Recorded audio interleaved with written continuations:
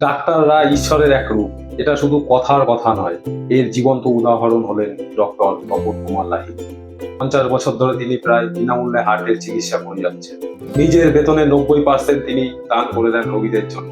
নিজের জন্য রাখেন শুধু বেঁচে থাকার মতো সামান্য টাকা। 2016 সালে তাকে পদ্মশ্রী পুরস্কারের জন্য ডাকা হয়েছিল, কিন্তু তিনি সরাসরি না বলে দেন, আমি দিল্লি গেলে রোগীদের কে দেখবে। তিনি বিদেশের বড় বড় প্রস্তাব ছেড়ে 1972 সালে বেনারস হিন্দু বিশ্ববিদ্যালয়ে যোগ দেন। হাজার হাজার ছাত্রকে তিনি প্রশিক্ষণ দিয়েছেন, যারা আজ বিশ্বজুড়ে নামকরা কার্ডিওলজিস্ট। আজও তিনি হোস্টেলে থাকেন, সপ্তাহে 7 দিনই ওপিডিতে রোগী দেখেন।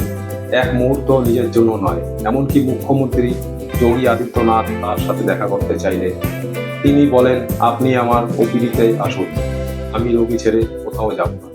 এই মানুষটাই প্রমাণ করে ডাক্তারি শুধু পেশা নয়, এটা এক ধরনের সেবা, এক ধরনের মানবতা।